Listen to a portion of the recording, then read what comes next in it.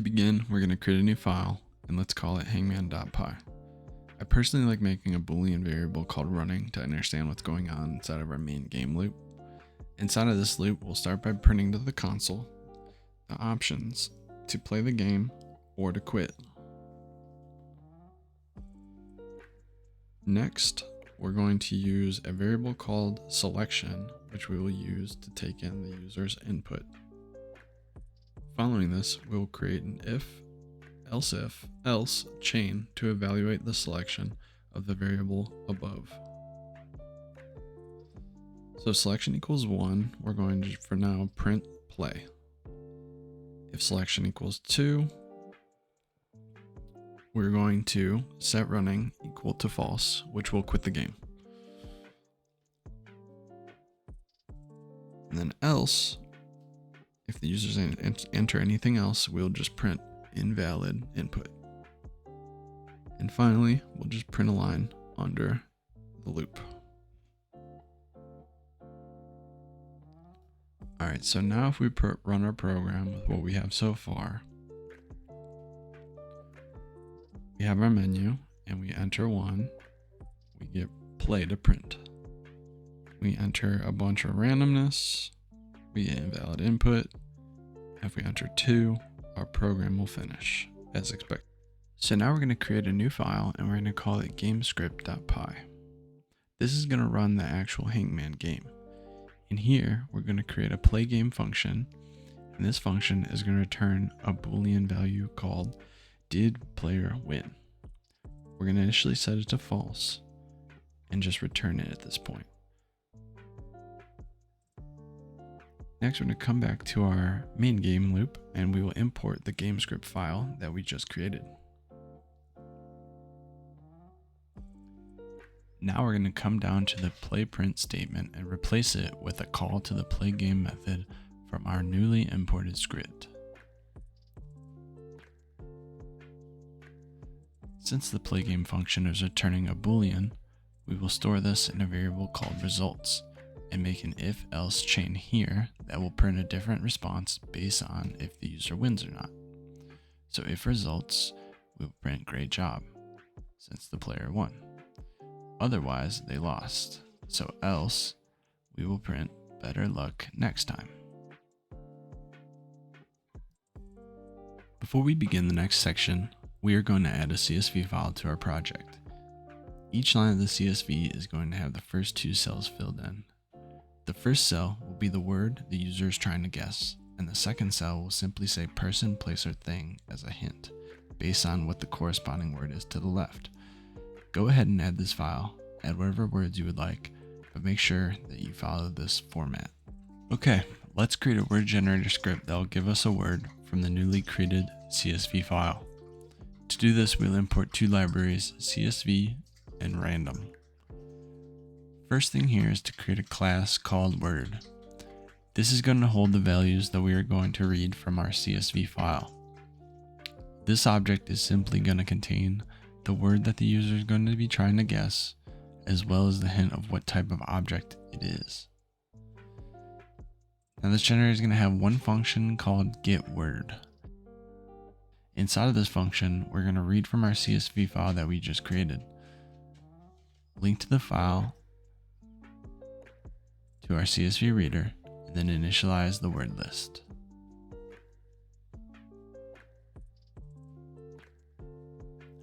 Next, we will iterate through all of the lines in our CSV file and instantiate a word object and append it to the word list.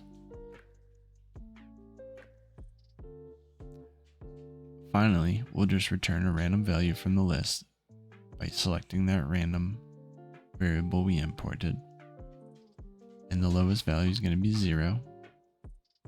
And the highest value is going to be the length of the word list minus 1. At this point, we're going to return back to our game script and we're going to import the word generator that we just created.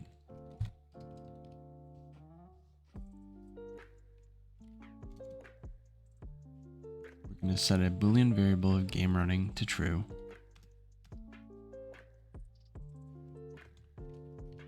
And then our word to guess is going to be the call to our word generator. Here I'm going to import a board that I created out of strings. And while game is running, this will be our main game loop. So now we're going to create some functions below, which we'll be calling from our main game loop after each selection. The first will be a print board function where we will pass in the game board and simply print it out. Next will be a check guess function that will take in the user's guess as well as the word. This is going to return true or false dependent on if it is a match.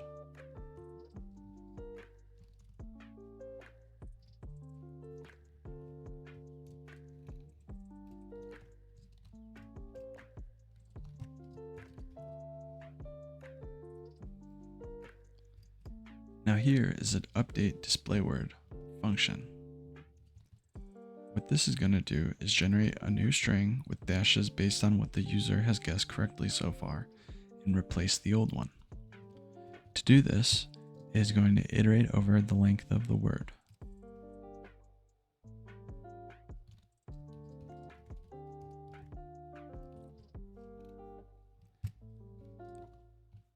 If the letter in the word is not in the guess, new display word is just going to be equal to whatever it was before if the display word is not equal to the dash. If it is, we're just going to make it a dash.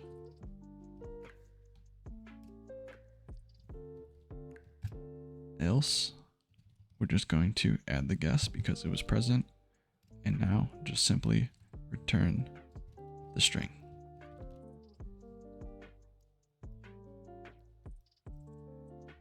The final function we're going to create is an update board function. For this, we'll be taking in the game board as well as a state variable that will tell us at what point the player is in the game. As this increments, we will just have a bunch of if-else-if statements that will change the board accordingly.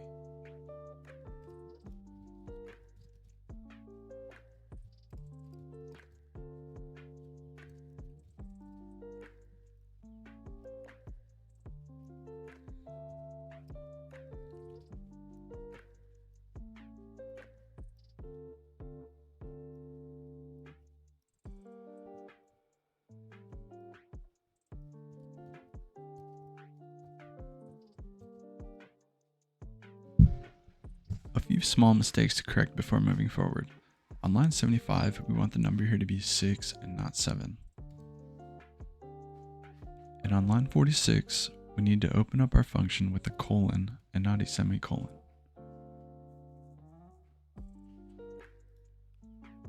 Now we're going to finish up inside of the play game function. Two things that we need to initialize is the display string and a set to add all the guess words into. For the display string, we can just do this by using the character we want and doing string multiplication.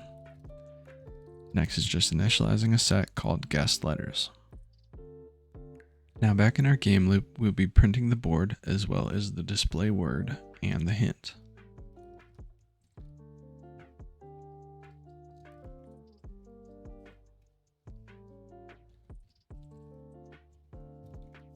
Under this, we will be printing the set of guessed letters.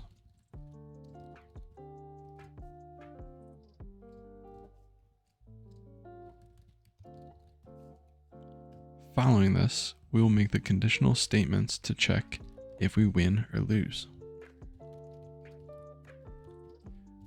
So here we win if our display string is equal to the word to guess.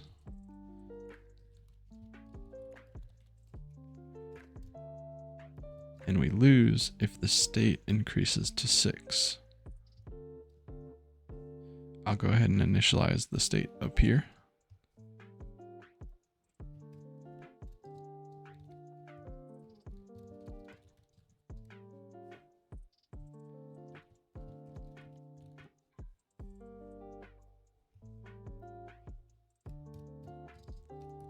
Now we'll take in the user's guess.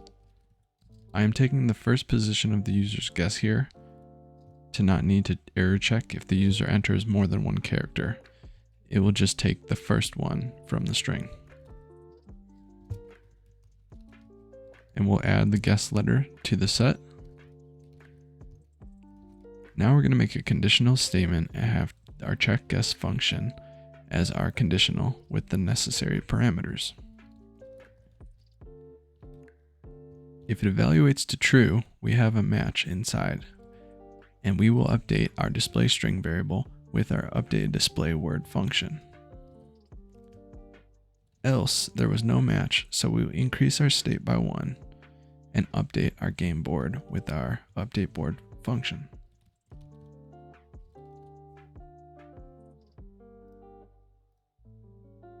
One thing I forgot to add, if we come into these conditional statements, we just need to set did player win equal to true here and just break. And then in the losing condition, just simply add break. At this point, the program should be runnable, so I'll go through a test run here and see if there are any issues.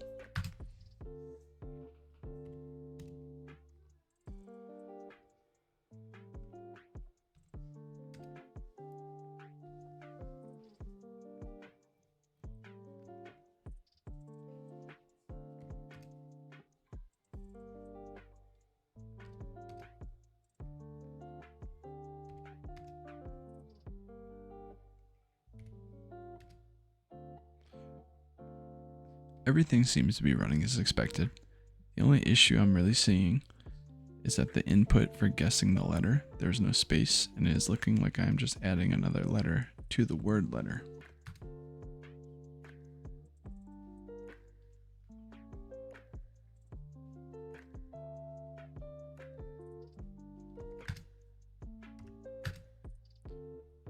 Okay, I think I've seen what I need to see. So coming back to our game script, we just need to add a colon and a space inside of the user input string. As one more user improvement, we're going to import the OS library.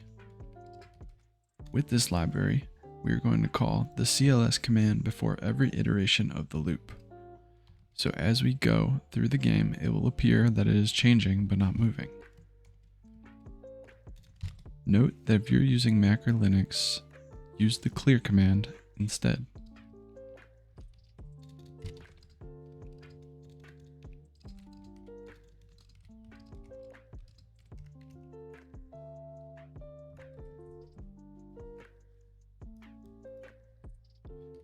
Now let's run this one last time.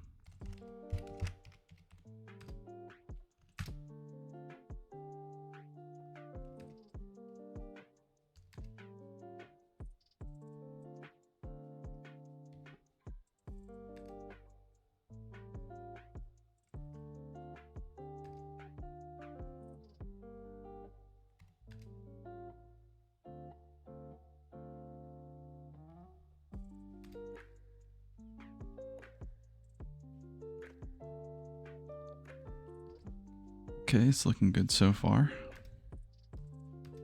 Everything is as expected. There we go. Okay, well, that's it for this video. I'm going to be putting this project on my channel's GitHub, which will be linked in the description. Thanks for watching, and please like this video if you enjoyed it or it was helpful for you. Consider subscribing if you want to see more content like this in the future. Peace.